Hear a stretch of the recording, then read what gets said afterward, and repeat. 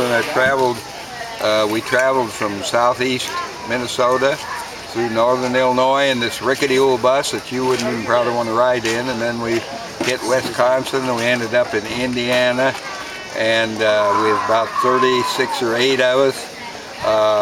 Took 2 guys to go ahead to find places for us to entertain in, to get sleeping quarters. What kind of shows did you do? Well, it was called Showboat. It was blackface, but we were black in our face every night. Of course, nowadays you couldn't do that, but we did then. And so then in 1940, the war got very serious. How are you? And they drafted 12 of our guys.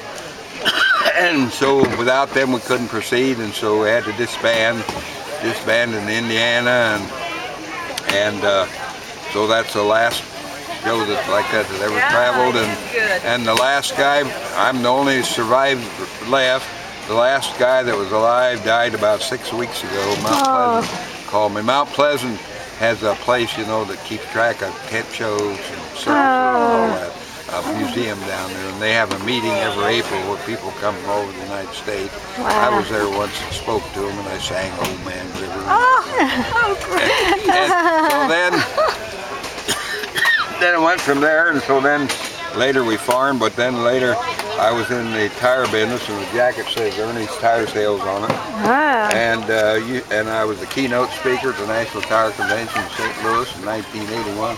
1991, I was selected as King of the Mardi Gras in Hommy, Louisiana, which is nobody outside. They said that nobody that we don't do this for other people, but and I rode in a red convertible in a 2-hour night parade with lights, and I think it was 36 marching bands. And when I got to the end of the parade, I was stuck in the Cadillac. I couldn't get out. They threw beads all the time as you're going, you know, and it gets up here on you, and they pack in, and you have to have help to get out. Tell me about your farming and how you switched to organic and started this farmers market and everything. Well, I wasn't the total person that started the farmers market, but when I quit the tire business, well, let's face it, we had an orchard for years, and as a pastime, we made cider for 50 years, I reckon. And I would peddle it to my customers along the way.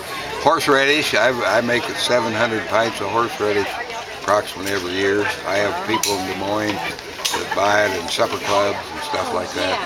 And then You got any more of those? What? These. Just the green one. Oh, yeah. And So you've been doing organic farming. So then, well, I came to the farmers market here, and then so many people came from out east, and they were unhappy because we didn't have Macintosh apples. How come you don't have Macintosh? All we had were Jonathan's, and that's what we made pies and cooked, you know. Is that what you have over here? Is Jonathan apples? Those are galas. So then later I had to get galas because that's what they liked. And stores is buying. And the Macintosh, we have 6 trees of those because that's what they like to buy for pies. Yeah, they're good. I like them too. And well, I could go on. I wrote a book. Yeah. And we were the most fortunate people in the universe, I guess. The big boys didn't want to fool with it, and so we published it ourselves. Earnbet Publishing. I'm Ernie, and my wife's Betty. We published the book, and we got it on the market. And the Tumble Courier had me come up there on a Saturday and sit there, and they took pictures of me with a Santa Claus tie and told all about this book. And what would you guess happened? United Press took it up. And I was all over I don't know about California and New York, but about everywhere else. They had articles about it. What was it called? The book? What's the book? Travels of Ernie Hinkle. It was about, the book's mostly about people. I mean, I met people. I saved several people's lives, and Things like that. And you helped start the farmers market here in Fairfield, right? You're saving lives by the organic farming. Organic food. It's good food. It's good to do that.